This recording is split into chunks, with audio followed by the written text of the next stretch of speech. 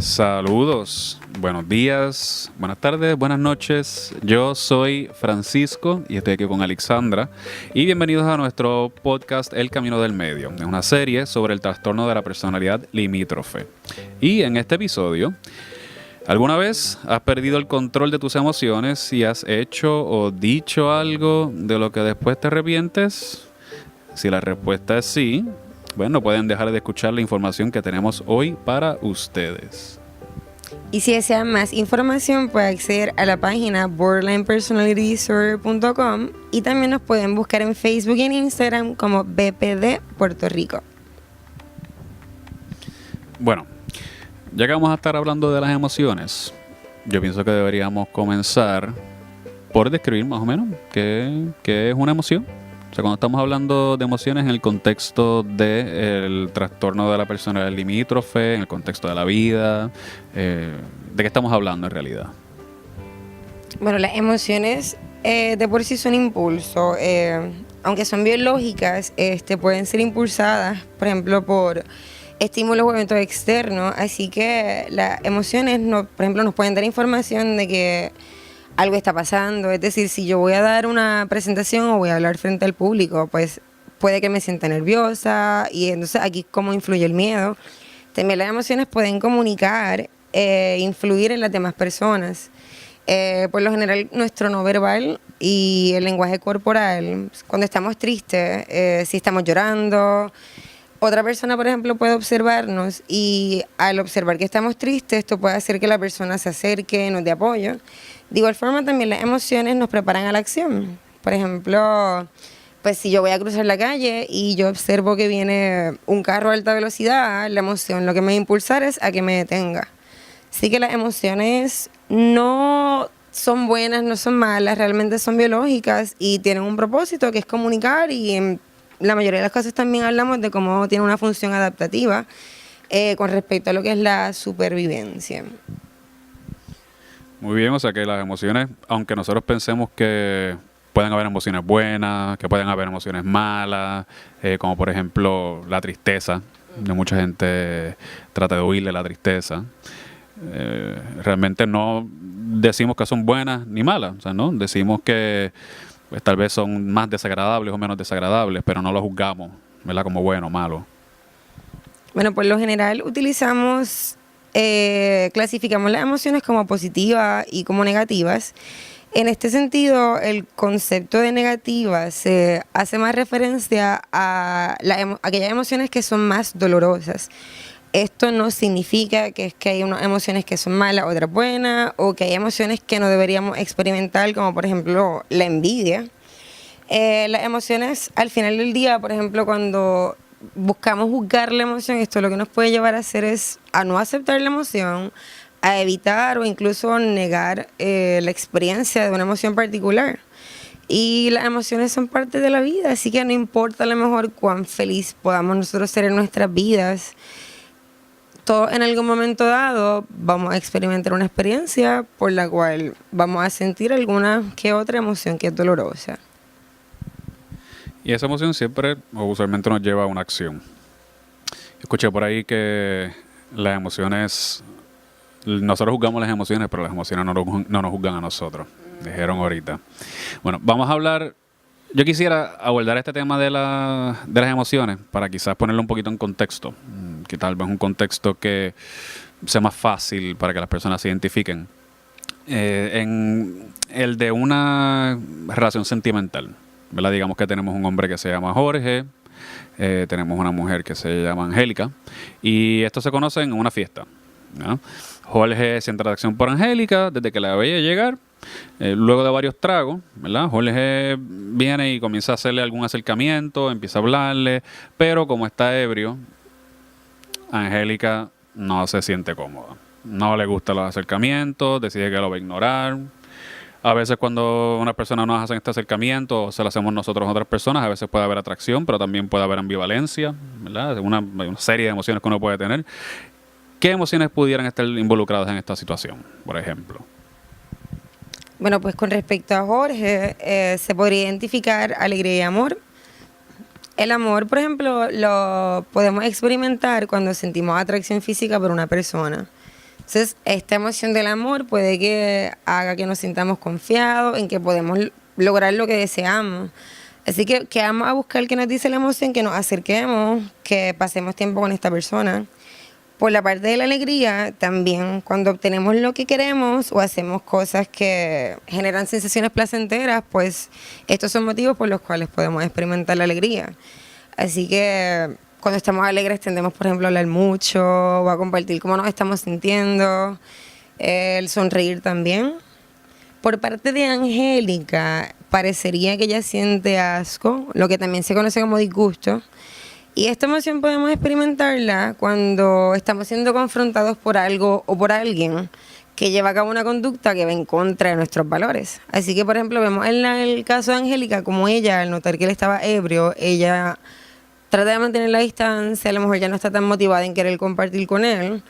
Y pues esto va a influenciar. Así que, por ejemplo, ¿qué conductas podemos llevar a cabo cuando sentimos asco o disgusto? Pues rechazar, alejarnos, distanciarnos, querer escapar de esta situación que nos está provocando la emoción. Además, también podría a lo mejor identificar ese coraje, porque el coraje lo sentimos, por ejemplo, cuando las cosas no salen como esperamos o cuando juzgamos alguna acción o algún evento como incorrecto.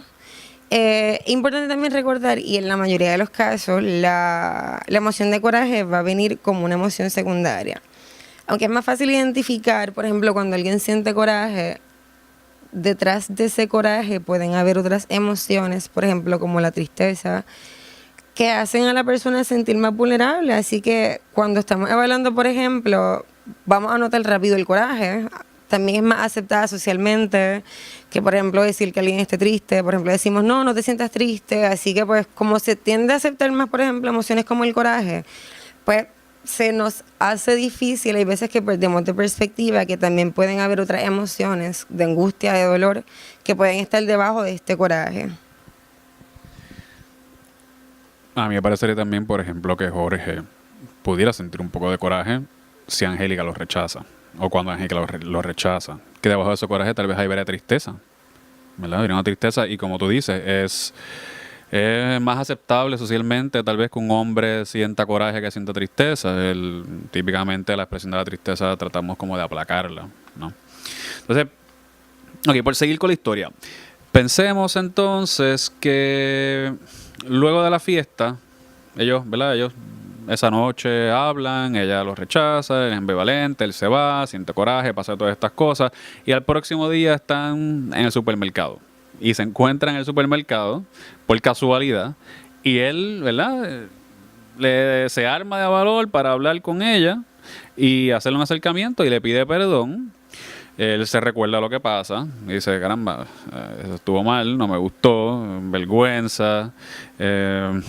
Y a la misma vez, como que reúne un poco la valentía y la invita a salir. Se arriesga, se tira para el charco, como dicen. La invita a salir. Y ella dice que sí. ¿Qué emociones pueden estar involucradas en la acción de pedir perdón, por ejemplo? Bueno, pues típicamente podemos asociar la culpa. Y cuando pedimos perdón, lo que buscamos son conductas dirigidas a intentar reparar algo que hicimos en el pasado. Así que cuando hablamos de culpa, por ejemplo, cuando él se recuerda de lo que él hizo esa noche, esto al momento le puede generar vergüenza y a la misma vez le está generando culpa porque fue algo que pasó. Así que podemos identificar que él puede estar experimentando dos emociones que pueden llevarlo a él también a pedir el perdón. La vergüenza la siento al momento, tan pronto recuerdo lo que hice. No obstante, como menciona, el armarse de valor para invitarla a salir, pues parece que la vergüenza no influye mucho en controlar la emoción que él experimenta, porque la vergüenza por lo general nos va a pedir que nos escondamos, que evitemos, que nos tapemos, y él hace todo lo opuesto. Así que en este caso las emociones a él lo llevan a que aumente su determinación para buscar soluciones y lograr la meta. Y la meta es, pues, él se sintió atraído por Angélica, así que esto es una oportunidad que él utilizó entonces para volver a hacer el approach y a lo mejor tener una oportunidad nueva de demostrarle a ella, pues, que el amor es un buen partido, no sé, que él vale la pena. Bueno, ojalá y lo logre. Vamos a ver. Digamos que Angélica comienza a sentirse atraída por Jorge también. Digamos que salieron, fueron a un buen restaurante, lo pasaron bien. Jorge tiene un buen sentido del humor, tipo chévere, cuando no está ebrio. Y comienza una relación, ¿verdad? Digamos que empiezan a salir, pero pasa el tiempo, pasan los meses, y ella empieza a compartir con un compañero del trabajo más. Y Jorge empieza quizás a sentirse celoso. ¿Cómo pudiera reaccionar? ¿Qué pudiera hacer, Jorge? ¿Qué le está pasando a Jorge? Bueno, ante esta noticia de saber que esta persona con quien estoy saliendo está a lo mejor compartiendo con otra persona, yo creo que la emoción que más podemos asociar al temor de perder a alguien o estar en una relación con una persona y tener miedo de que haya una persona externa que destruya la relación, yo creo que son los celos. Así que, ¿qué por ejemplo nos puede impulsar? ¿Qué nos va a pedir la emoción de celos que hagamos? Pues, por ejemplo, podemos tratar de controlar a la persona por temor a que se vaya a perderla. Podemos amenazar conductas violentas, agresivas, verbales a esta otra persona que pensamos que se está metiendo en la relación o incluso hasta la pareja. Acusarle de ser infiel, estar pendiente, por ejemplo, a sus redes sociales, a todo lo que escribe, a los mensajes de texto. Pues uno, impulsado por los celos, a lo mejor demandar más tiempo de esta persona, estar más dependiente y buscar mayor cercanía, incluso hasta demostraciones excesivas de afecto. O sea, que se pone galaposo. Uh-huh. ¿Qué tipo de conducta, por ejemplo, también pudiéramos observar una persona que puede manejar los celos de forma más efectiva? Porque lo que me estás diciendo no suena muy efectivo. Pues quizás pudiera provocar que la otra persona se aleje, que la otra persona también quizás sienta un poco de asco, ¿no? Como bien dices, las emociones por sí solas no son problemáticas. El problema recae en lo que hacemos con estas emociones. Así que la emoción a mí me puede motivar a hacer algo y no necesariamente yo me tengo que dejar llevar por lo que me dice la emoción. Así que, ¿qué cosas yo puedo identificar en una persona que aprende conductas diferentes, más efectivas y saludables para manejar los celos u otra emoción? Lo primero es aprender a identificar la emoción que estoy sintiendo y la intensidad en ese momento particular en que estoy experimentando la emoción. Y esto aplica para cualquier emoción, ya que es bien difícil que podamos actuar de forma efectiva cuando las emociones están súper intensas o son bien fuertes. Por ejemplo, el coraje. Cuando sentimos coraje extremo o coraje intenso, el coraje lo que nos va a pedir que hagamos es que ataquemos. Y no necesariamente vamos a hacer esto porque no necesariamente va a ser una conducta efectiva. Así que cuando yo aprendo a identificar mis emociones y la intensidad, esto me puede llevar a mí, por ejemplo, cuando siento coraje, a alejarme por un momento para yo entonces, por ejemplo, practicar respiración y esperar a que baje la intensidad de la emoción para entonces yo poder hacer el acercamiento. Así que la realidad es aprender a identificar estas emociones y no dejar que la emoción nos lleve a actuar en el impulso. Si una persona que puede manejar emociones de forma efectiva ha aprendido que el problema está en lo que hacemos con las emociones. Ok. Digamos ahora que esta cuestión, esta situación entre Jorge y Angélica se desarrolla, empeora, y Jorge ya de una sospecha que puede haber tenido de que Angélica estaba compartiendo más con un compañero de trabajo y que le dieron celos, ahora digamos que pudo confirmar que en efecto Angélica fue infiel. Y ella decide, pues, esto como que realmente no iba para ningún lado. Yo me gusta más mi compañero, la persona con la cual estoy compartiendo más. Pero Jorge no quiere que la relación se acabe. Así que está dispuesta a perdonarla. Él viene o trata de pasar la página en realidad, pero ella no. Ella lo que quiere realmente es salirse. Y cuando esto sucede, Jorge siente mucha tristeza, un nivel muy alto de tristeza, y no lo puede manejar. Jorge entonces comienza a tener pensamientos suicidas, empieza a beber un montón de alcohol. En el caso particular por ejemplo, del alcohol, que a veces puede ser algo que nosotros hacemos, se dice por ahí que la gente hace para ahogar las penas. ¿Por qué eso es problemático? ¿Por qué en particular eso nos puede afectar más de lo que nos puede ayudar? Bueno, por ejemplo, en el caso, si lo vemos en el contexto de Jorge. Ya Jorge de entrada, cuando él la conoce a Angélica, ya él estaba bajo los efectos del alcohol y hizo el approach. Así que, ¿cómo entonces nosotros identificamos que el consumo de alcohol puede ser una conducta de autodaño? Pues él está identificando que manejar la tristeza se le está haciendo difícil. Está teniendo pensamientos suicidas. Así que, ¿cómo a lo mejor aquí el uso del alcohol viene para manejar y yo regular o controlar la tristeza que yo siento? Quizás evitarla, quizás evadirla, no sentir esta emoción. Así que en el caso de él, las consecuencias y las repercusiones a largo plazo también pueden ser peligrosas, porque el uso de alcohol, por ejemplo, lo que puede hacer es empeorar la emoción que estoy experimentando, y ya que él está presentando pensamientos suicidas, esto puede ser una señal de riesgo que lleve a que la persona en efecto intente o llegue a completar lo que es un suicidio. Así que en este tipo de casos vemos como a lo mejor el uso de alcohol puede ser una forma de solucionar, pero estoy solucionando la emoción, no estoy solucionando el problema.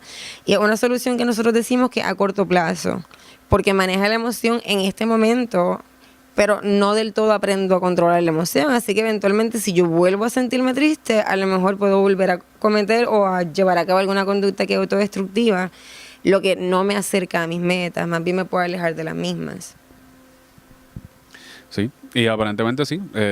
Cuando Jorge comienza, o bueno, cuando la historia comienza, Jorge estaba bebiendo tal vez para un poquito aplacar ese nerviosismo de hacer el acercamiento, y ahora lo vemos bebiendo de nuevo, ¿no? Y el alcohol también es un depresor. Entonces, que básicamente lo que me estás diciendo es que las conductas, o sea, una conducta de autodaño, por ejemplo, pudiera ser cualquier cosa que me ayude a resolver la emoción, pero no resuelve la situación, o sea, me aísla de mi emoción y no produce o no provoca que yo atienda el problema de fondo. Sí, eso es correcto. Como ya mencionamos, las emociones no son buenas ni malas. Lo que ocurre es la manera en cómo manejamos las mismas, y la realidad es que, oye, yo no he conocido a ninguna persona que a mí me haya dicho que se siente súper bien de estar triste. Sí que son emociones que tienden a ser intensas, son emociones que tienden a ser dolorosas, y puede generar muchísima dificultad poder manejar estas emociones de una forma efectiva. Así que es más fácil a lo mejor asumir una conducta impulsiva que me va a dar una solución rápida al momento, sin a lo mejor evaluar las consecuencias después de que yo llevo a cabo la conducta. Ok, y esta situación, la que está viviendo Jorge ahora mismo en esta historia, puede ser bien difícil para manejar para muchas personas, ¿verdad? Es dolorosa, causa tristeza. En el caso de Jorge, ¿cómo él pudiera manejarla de manera que no empeore la situación?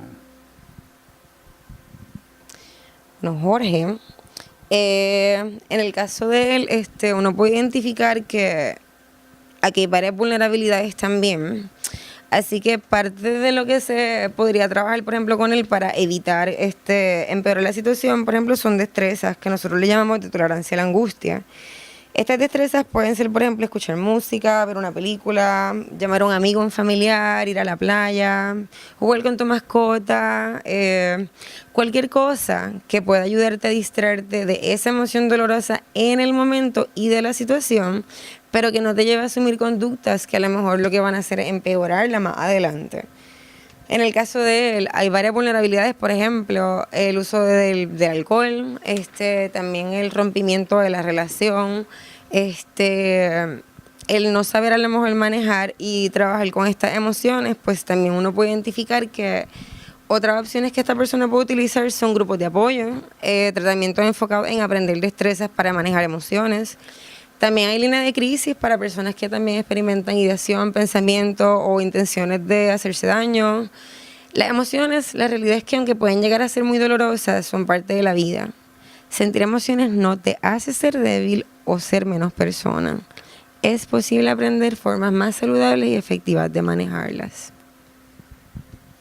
Y por ejemplo, hay personas que sienten mucho estrés y mucha ansiedad y se quieren, por ejemplo, para liberarle esas emociones o las emociones que pueden estar detrás de la ansiedad, se pueden cortar o pueden golpearse la cabeza contra algo, hacerse daño, o sea, alguna autolesión. una persona así que destrezas pudiera utilizar para evitar ese tipo de conducta y hacer algo tal vez que no le haga daño físico? Bueno, en ese tipo de casos nosotros también identificamos conductas, destrezas que nos ayuden y sí, también conductas que, por ejemplo, en este caso vamos a hacer cambio a nivel de temperatura corporal. ¿Por qué? Porque son de las más que funcionan al momento. Por ejemplo, si una persona experimenta ansiedad, hacer relajación o respiraciones progresivas puede ser efectivo. Por ejemplo, ante emociones intensas de coraje, nosotros tendemos a ponernos, o sea, la temperatura corporal aumenta, así que el cuerpo se pone caliente. ¿Sí? ¿Qué hacemos en estos casos? Por ejemplo, mira, un baño de agua fría, coger un cubo, llenarlo de agua con hielo, cualquier cosa que a mí me ayude a distraer mi mente, mis pensamientos o mi enfoque de querer hacerme daño, porque por ejemplo al tocar el agua fría también, o sea, el cerebro va a enviar un mensaje como que hey, o sea, esto está frío, así que desenfoca o distrae a la persona de ese pensamiento y de ese deseo, y de paso también disminuye la intensidad de la emoción, así que regulando la temperatura corporal nosotros podemos también reducir la intensidad de las emociones. Igual el ejercicio intenso, por ejemplo, salir a correr por 10 minutos, cualquier cosa que cambie la química corporal también va a tener el efecto de cambiar la intensidad de la emoción. Muy bien, pues con esos consejos cerramos el podcast de hoy, El Camino del Medio. Aprovecho para recordarles que para más información pueden acceder a la página borderlinepersonalitydisorder.com. Síganos en Facebook /BPD Puerto Rico y el Instagram @BPD Puerto Rico. Compártelo, tú puedes ayudar a alguien que lo necesite. Muchísimas gracias por escucharnos.